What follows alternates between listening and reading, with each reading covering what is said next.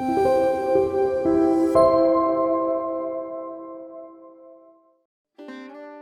Shri Sai Ram.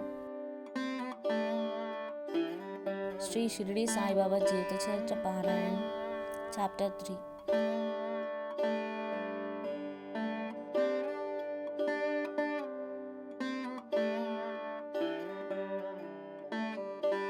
Sai Baba's sanction and promise.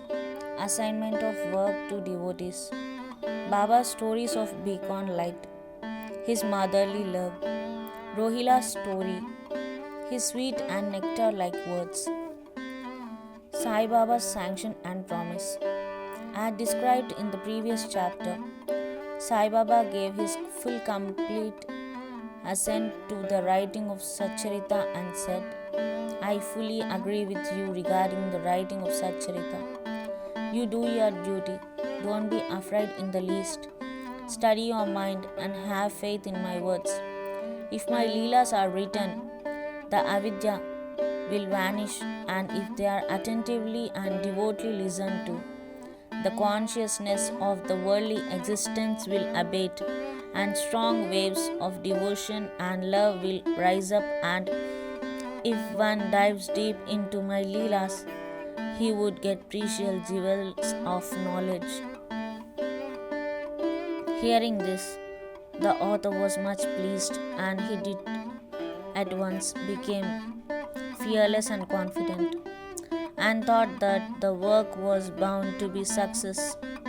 Then, turning to the Shama, Sai Baba said, if a man utters my name with love, I shall fulfill all his wishes, increase his devotion, and if he sings earnestly my life and my deeds, him I shall visit in front and back and on all sides. Those devotees who are attached to me, heart and soul, will naturally feel happiness when they hear these stories. Believe me that if anybody sings my Leelas, I will give him infinite joy and everlasting contentment. It is my special characteristic to free any person who surrenders completely to me, and who worships me faithfully, and who remembers me and meditates on me constantly. How can they be conscious of worldly objects and sensations who utters my name, who worship me, who think of my stories and my life, and who thus always remember me? I shall draw out my devotees from the jaws of death. If my stories are listened to, all diseases will be got rid of. So hear my stories with respect, and think and meditate on them. Assimilate them. This is the way of happiness and contentment. The pride and egoism of my devotees will vanish. The mind of the hearers will be set at rest. And if he has wholehearted and complete faith, he will be one with supreme consciousness. The simple remembrance of my name as Sai, Sai, Sai will do away with the sins of speech and hearing. Different works assigned to devotees. The Lord entrusts different works to different devotees. Some are given the work of building temples and mats or ghats, flights of steps on the rivers. Some are made to sing the glories of God. Some are sent to pilgrimages. But to me was allotted the work of writing Sri Sai Satcharita. Being a jack of all the trades, but master of none, I was quite unqualified for this job. Then why should I undertake such a difficult task? Who can describe the true life of Sai Baba? Sai Baba's grace alone can enable one to accomplish this difficult work. So, when I took up the pen in my hand, Sai Baba took away my egoism and himself wrote his stories. The credit of relating these stories therefore goes to him and not to me. Though Brahmin by birth, I lacked the two eyes, Smruti and Shruti, and therefore was not at all capable of writing the Satcharita. But the grace of the Lord makes a dumb man talk, enables a lame man to cross a mountain. He alone knows the ways of getting things done as he likes. Neither the flute nor the harmonium knows how the sounds are produced. This is the concern of the player. The oozing of Chandrakant jewel and the surging of the sea are not due to the jewel and sea, but due to the rising of the moon. Baba's stories has become light. Lighthouses are constructed at various places in the sea to enable the boatman to avoid rocks and dangers and make them sail safely. Sai Baba's stories serve a similar purpose in the ocean of worldly existence. They surpass nectar in sweetness and make our worldly path smooth and easy to traverse. Blessed are the stories of the saints when they enter our hearts through the ears. The body consciousness or egoism and the sense of duality vanish, and when they are stored in the heart, doubts will dissipate. Pride of the body will fall, and wisdom will be stored in abundance. The description of Baba's pure fame and the hearing of the same with love will destroy the sins of the devotee, and therefore this is a simple sadhana for attaining salvation. The sadhana of Krita age was Samadhama, for Treta age sacrifice, for Dwapar worship, and for Kali age it is singing of the name and glory of the Lord. This last sadhana is open to all the people of the four varnas. The other sadhanas, yoga, tyaga, sacrifice, dhyan, meditation, and dhyana dharana, concentration, are very difficult to practice. But singing and hearing the stories and the glory of the Lord Sai Baba is very easy.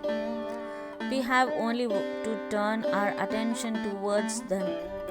The listening and singing of the stories will remove the attachment to the senses and their objects, and will make the devotees dispassionate, and will ultimately lead them to self-realization. With this end in view, Sai Baba made me write his stories as Satcharita. The devotees may now easily read and hear these stories of Sai Baba, and while doing so, meditate on him, his form, and thus attain devotion to Guru and God Sai Baba. Get dispassion and self-realization in the preparation and writing of this work, Satcharita. It is Sai Baba's grace which has accomplished everything, making use of me as a mere instrument. Motherly love of Sai Baba. Everybody knows how a cow loves her infant calf.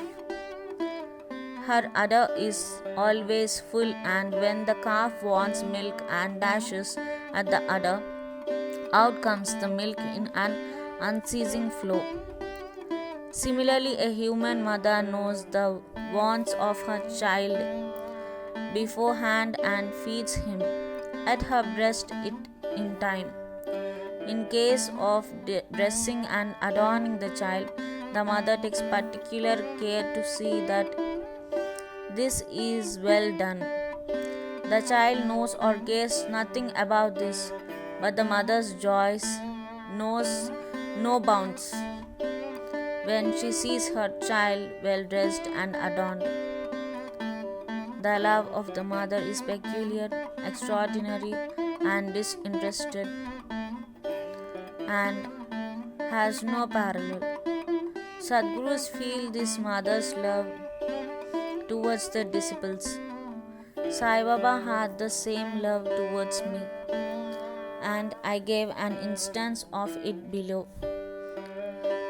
In 1916, I retired from government service.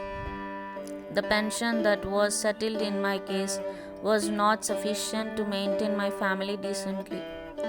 On Guru Purnima, 15th of Ashada, day of that year, I went to Shirdi with other people. There are Mr. Anna Chinchnikar of his own accord prayed to Baba for me as follows. Please look kindly at him. The pension he gets is quite insufficient. His family is growing. Give him some other appointment. Remove his anxiety and make him happy. Baba replied, he will get some other job. But now he should serve me and be happy. His plates will be ever full and never empty. He should turn all his attention towards me and avoid the company of atheists, irreligious, and wicked people. He should be modest and humble towards all and worship me with heart and soul. If he does this, he will get eternal happiness. This question, who is this he whose worship is advocated, is already answered in a note on who is Sai Baba in this prologue at the beginning of this work. Rohila story. The story of Rohila illustrates Sai Baba all-embracing love. One Rohila, tall and well-built, strong as a bull, came to Shirdi wearing a long kafni robe and was enamored of the Sai, who stayed there day and night. He used to recite in a loud and harsh tone the Kalma and shout, Allahu Akbar, God is great. Most people of Shirdi were working in their fields during the day, and when they returned to their homes at night, they were welcomed with Rohila's harsh cries and shouts. They could get no sleep and felt much trouble and inconvenience. They suffered this nuisance for some days in silence, and when they could stand it no longer, they approached Baba and requested him to check the Rohila and stop the nuisance. But Baba did not attend to their complaint. On the contrary, Baba took the villagers to task and asked them to mind their own business. He said to them that the Rohila had got a very bad wife who tried to trouble the Rohila and himself. But hearing the Rohila's prayers, she dared not enter and they were at peace. In fact, the Rohila had no wife, and by his wife Baba meant Durbuddhi, that is evil thoughts.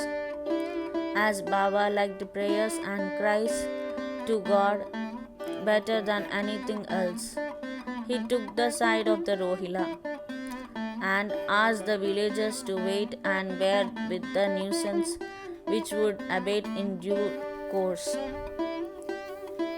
Baba's sweet and nectar-like words. One day at noon, Aarti, afternoon Aarti, devotees were returning to their lodgings when Baba gave the following beautiful advice. Be wherever you like. Do whatever you choose. Remember this well, that all what you do is known to me. I am the inner ruler of all and seated in your hearts. I envelop all the creatures. the movable and immovable world. I am the controller, the wide puller of show of this universe. I am the mother, original of all the beings, the harmony of three gunas, the propellor of all the sense, the creator, preserver, and destroyer.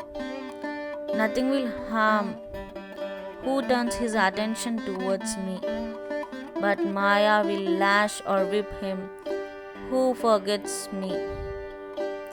All the insects, ants, the visible, movable, and immovable world is my body of form.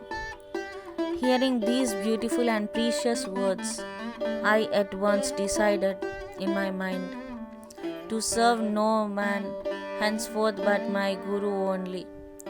But the reply of Baba to Anna Chinchnikar's query, which was really mine, that I would get some job, began to revolve in my mind, and I began to think whether it would come to happen. As future events showed, Baba's words came true and I got a government job. But that was of short duration. Then I became free and devoted myself solely to the service of my Guru Sri Shirdi Sai Baba. Before concluding this chapter, I request the readers to leave out the various hindrances, viz. Indolence, sleep, wandering of mind, attachments to senses, etc., and turn their whole and avoided attention to these stories of Sai Baba. Let their love be natural. Let them know the secret of devotion. Let them not exhaust themselves by other sadhanas. Let them stick to this simple remedy, that is listening to Sai Baba stories. This will destroy their ignorance and will secure for them salvation. A miser may stay at various places, but he constantly thinks of his buried treasure. So let Sai Babas be enthroned in the hearts of all. In the next chapter, I shall speak of Sai Baba's advent in Shirdi. Botu Sri Sai, peace be to all. Chapter 3 completed. Om Shri Sai Ram.